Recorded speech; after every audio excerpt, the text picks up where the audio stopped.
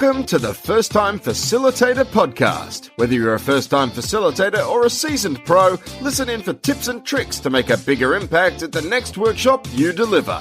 And now, your host, Leanne Hughes.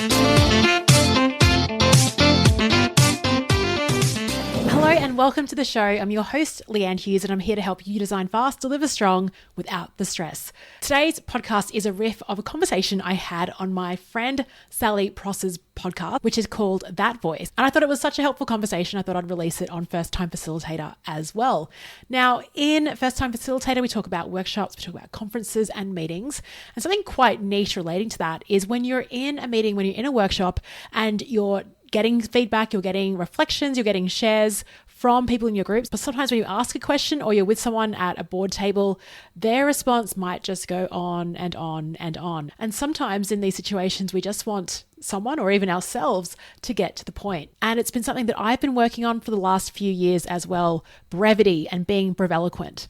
Now, Sally and I are running a workshop on this topic. It's called Get to the Point. We're hosting it on the 16th of April in Brisbane. And so in today's episode, we're sharing some of the key concepts we'll be covering in this workshop, how we're going to co-facilitate together, what we're most looking forward to, and just taking you behind the scenes of what it takes to design and deliver a workshop with someone else.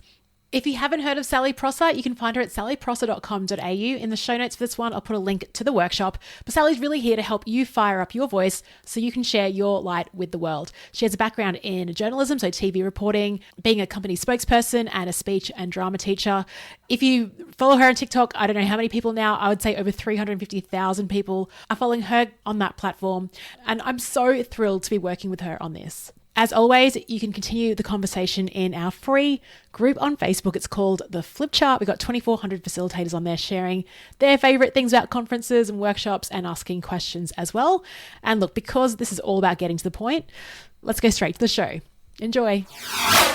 Leanne Hughes, welcome back to the podcast. It's so great to have you here. Sally Prosser, it's always a delight. I love our podcast conversations. I love our walk and talks as well. Yes, and it was on one of our walk and talks when we said, hang on, why don't we get together and do an event?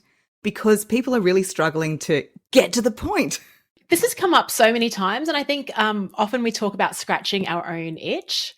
I think it came up when I was working with Alan Weiss and I was asking a question and he's like, Leanne, he's like, get to the point, ask your question. And I was like, oh, I didn't realize that I was that person that sort of provided lots of context and lots of details. So that's where it came up for me. Have you been sort of hearing similar things with the clients that you work with? Oh, absolutely. It's one of the key things that people ask is saying, I want to be able to get what's in my brain out of my mouth in a coherent fashion. People's attention spans are getting shorter and shorter, and we're really wanting that economy of words. People getting to what the value is straight away. I think we're less patient to listen to the long-winded version of it. I know even when I'm out for lunch or, catching up with my family, I'm like, come on, get to the point. I'm constantly saying it as well, like not saying it to someone, but in my mind, I'm like, what is the point here? Like, where are you going with this? And I think, I am a person where as I'm talking, that's when I'm getting my ideas. Like my ideas come out through conversations. Yeah, they say women especially have that trait. Yeah. So it's just taking that pause and thinking like, what's the actual point here? And another great line is often we tend to walk around the block to get next door. And I think with the workshop that we're running is how do we just get next door? Like how do we just jump the fence, right? As opposed to going the long way. Absolutely. So with my experience in voice and speaking and your insane experience in facilitating so many groups in so many different places, how are we going to help people get to the point? Because I'm sure people are listening going, I want to get to the point, but I have no idea how to just get next door. How to just jump that fence. I think it's giving permission to do it. I've certainly been in businesses where we always talk about, the why. Everyone's like, oh, you need to talk about the purpose and the why. It's been drilled into us. So before every decision, before any time we say anything, it's like stating that up front. But maybe it's kind of getting rid of some of the assumptions and when to provide the context when you don't need to do that. I also think it's kind of deeper than it is just about the technique of getting to the point. One of my favorite quotes from Jim Rohn, he says, we tend to make up in words what we lack in confidence. Ooh. And so we over-justify, we over-explain. It's sitting in that comfort of it's okay. Brevity, breveloquence, which is a cool word we can riff on, as you're navigating leadership, in 2024 and beyond, it's really that, how do you create that tweet for what you're about to say? Yeah, and it begins, I love that you said that, with that inner confidence that I don't need to keep talking to justify myself. Have that breveloquence. Now that you've raised it, I think we should talk about it. Where did this word come from? Again, I keep talking about Alan Weiss, but he's been a big impact on my life. So for those listeners that don't know him, he wrote a book. Well, he's written 60 books. One was called $1 Million Consulting. I had him on my podcast and he said a few things using breveloquence, Sally. So the interview stood out because I'd ask a question, he'd answer it beautifully, succinctly, in a couple of sentences. He was punching the messaging through the economy of words. And he created the word breveloquent, which is a portmanteau, which is like when you combine two different words, combines breveloquence, so brevity, the ability to be brief, with eloquence, to land your message in a really beautiful way. I've really listened to that interview. I've heard him many times. He uses different mediums like metaphors, analogies to really nail it, as opposed to having to over-explain something as it is. And I think that really adds to the weight of it. But that's where I first heard breveloquence, and I shared it with you, and I remember your eyes lighting up as I said that. Oh, I love it. Because isn't that one of the most beautiful compliments we can get, to say, aren't they an eloquent speaker? I had a friend of mine, actually, he's doing a speech in Japan. So he's bilingual, speaks Japanese and English. Steve, his strength is writing. And he sent me the opening of a speech and I was like, this is brilliant. And it's because the way that he is able to write so eloquently, if you can write that beautifully and explain things with words, it absolutely transfers over to the speaking experience. And I think, Sally, where I'm going with this, I'm curious to hear your thoughts on it. A lot of people are now using tools like ChatGPT and AI to improve the copy. But I really think my skill this year, the superpower I really want to build, is the ability to write eloquently, because that requires real deep, critical thinking, thoughts on the vocabulary and the words. And I think that is a superpower as well when it comes to what we're about to share and get to the point. How do you craft that message in your own mind and deliver that and write it in a way that is succinct? And use information that ChatGPT doesn't have. So something I hear from a lot of people is, because I'm a big proponent of storytelling, and we'll speak about this in the workshop, the power of storytelling. And I have some people that say, well, Sal, no, I don't want to faff around with a story. I just want to be facts and data, just get to the point. Whereas actually telling a story will help you get to the point faster than just listing the facts and the data. And the story that we hold and is the most powerful is our own personal one, which AI and a lot of those other tools don't have. So if you think about our voice being like a beautiful channel, kind of like a garden hose in a way, and we just add all of these kinks in, and sometimes the kinks are physical, like it's a physical tension. Other times the kinks are, I don't know if I should say that, or is anyone listening? It's all those doubts, all that lack of confidence. And then when the words do come out, I feel like the opposite of breveloquence is verbal diarrhea, right? So we get that verbal diarrhea, like that explosion. When you think about when a pipe first gets cleared, it just comes gushing out at the tap with the dirty water. So if we can remove some of those kinks, which is what we'll be doing in the workshop, then you'll be able to let your true magic flow through you in a better way than anything that ChatGPT can create. I love that analogy of the garden hose. That's a beautiful one, Sal. And I think that when you mentioned storytelling and the resistance to that by technical people or by really anyone is because of our assumption of what a story is. Like we think a story is you're sitting in a pub and someone lets loose with this 20-minute story and it's really funny. And it's like stories can be as, one or two sentences. They don't have to be this epic sort of fable, and you don't have to be a stand-up comedian either. So kind of challenging the assumption of what a story is. Absolutely. There's a poetry type called a haiku, which is just extremely short. And that's a great way. Also a limerick. They're really great examples of how you can tell a story in very few words. I do an exercise sometimes at the end of workshops, and it's like write a haiku that pulls out your key reflection from what we just discussed as a group. Oh, we might do that in the workshop. We should do that. Yeah, that's a great idea. Yeah. I would add also questions.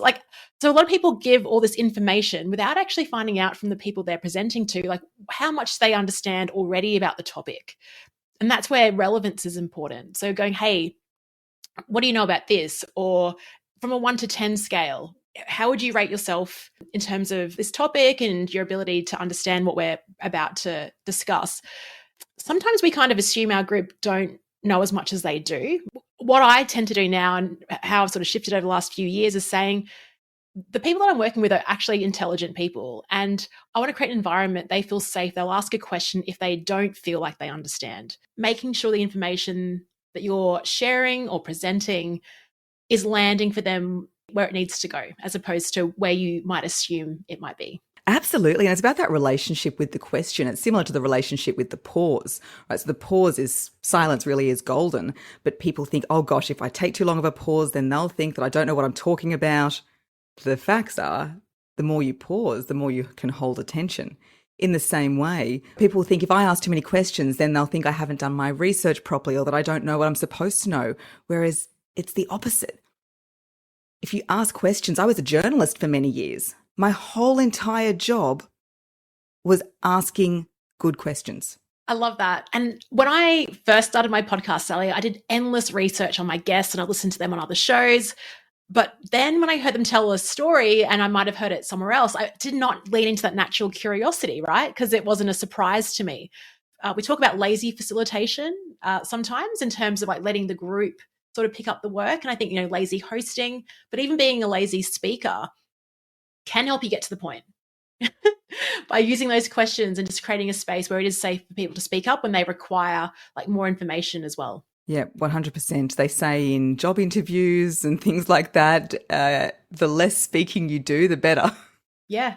Well, have you ever been in a meeting? I've been in meetings or I've observed executives where, maybe 3 or 4 people are at the table and there's a bit of banter and it's sort of stacked to those people that are the extroverts and are talking.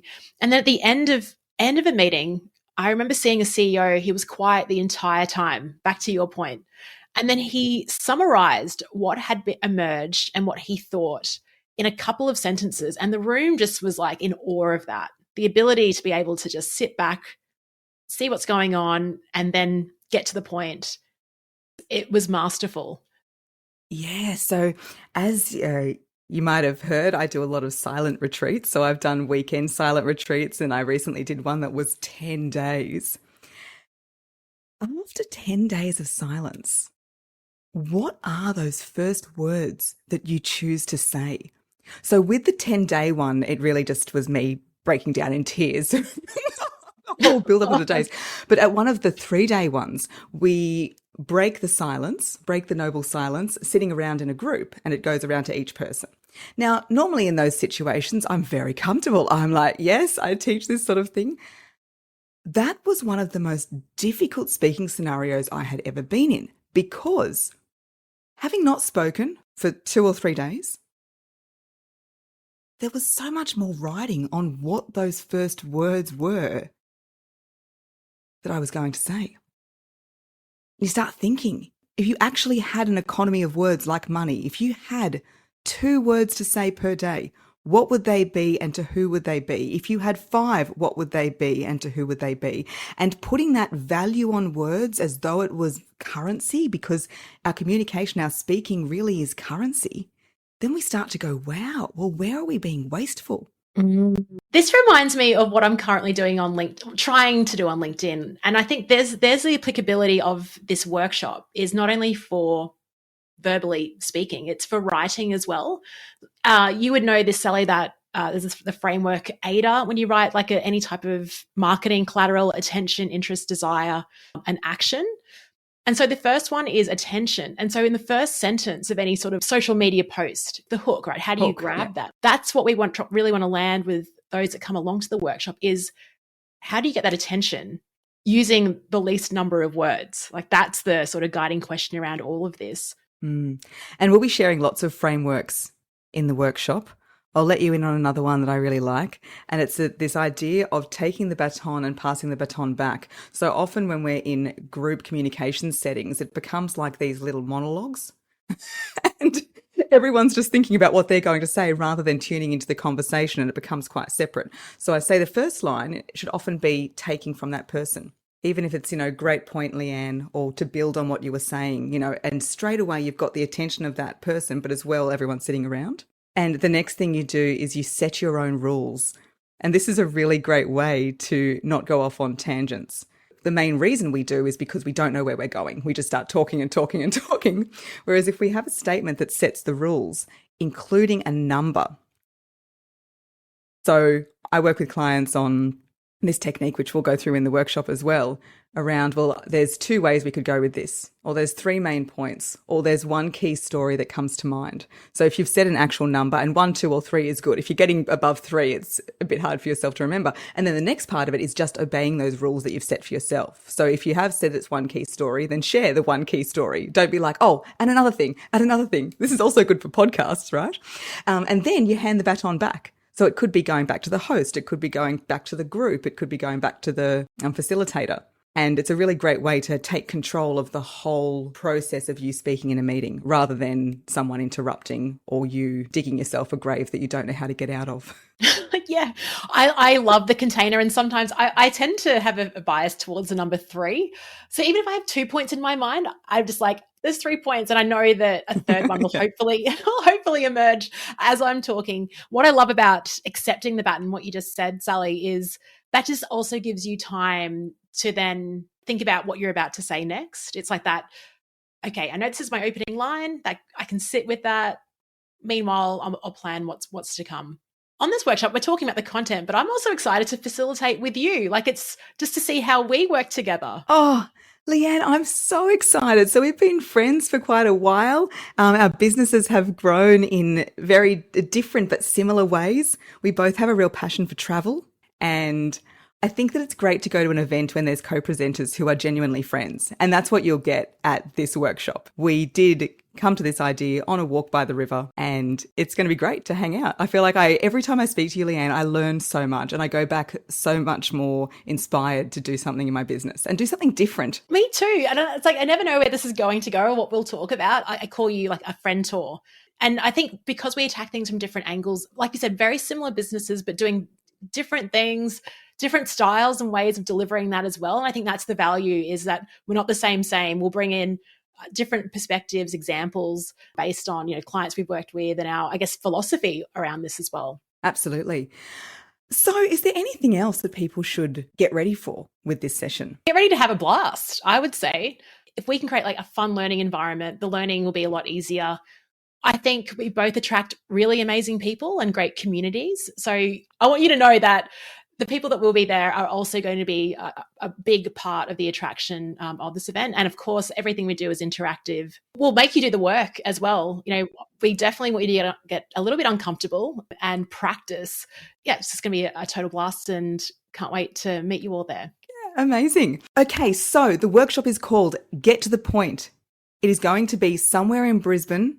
Also, early bird will be closing very soon, so keep an eye on the show notes and also our socials on that. If you're feeling like, oh, I don't know if this is for me because I don't do a lot of speaking, or, I'm going okay, I would say most people that come into my world, and I think it's the same for you as well, are not like professional speakers. They're everyday people who need to communicate with breveloquence in their everyday lives and careers. I'm a big believer in walking the walk, which most people do. That's the baseline, being good at what you do. You also need to talk the talk, which is being able to communicate that clearly. I think that's a beautiful way to end it. That's a great sort of tagline as well, Sally. You really got to the point beautifully there. Oh. That's a great example of it. Amazing.